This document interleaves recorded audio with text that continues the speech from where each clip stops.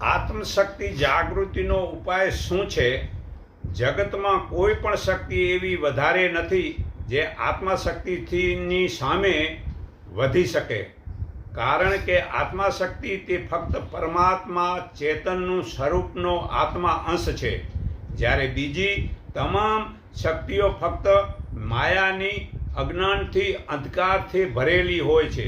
તો પછી તે જ્ઞાનની સામે માયા કેવી રીતે વધી શકે?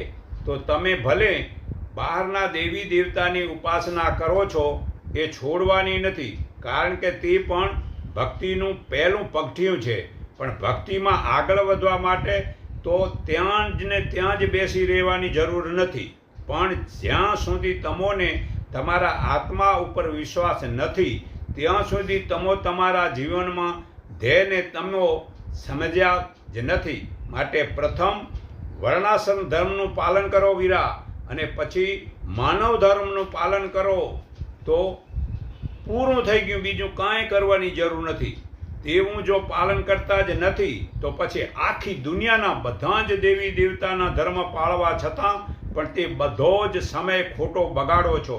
જે આપણા આત્મામાં જે શક્તિ છે તે જાણો, અને તે આત્માને જ ઉપયોગ કરવો છે. તો તે આ સામે જે કોઈ જાનવર આવે છે તો ચાલ્યો જશે, કારણ કે આવનાર એવો ભાવ રાખો કે આવનાર પણ ભગવાન છે, અને આ મારા શરીરમાં રક્ષણ પણ તે ભગવાન કરે છે.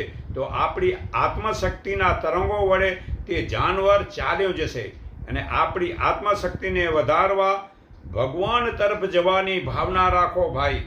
ત્યારે આપણને તે જુદા જુદા દેખાતા સર્વમાં તે ભગવાન જ દેખાશે. બે ભાવ છૂટી જશે ને આપણે સમાન દ્રષ્ટિવાળા થશું.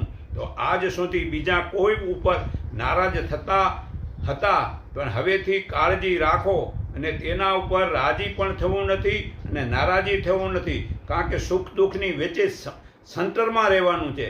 તો સમાન ભાવથી બધે જ ભગવાન છે તેવો આપણે પણ બધે જ છીએ. તો જે લોકો ભજન વગેરેના કર્મકાંડથી ભગવાનને મેળવા ઈચ્છે છે તે તો સાચો રસ્તો નથી.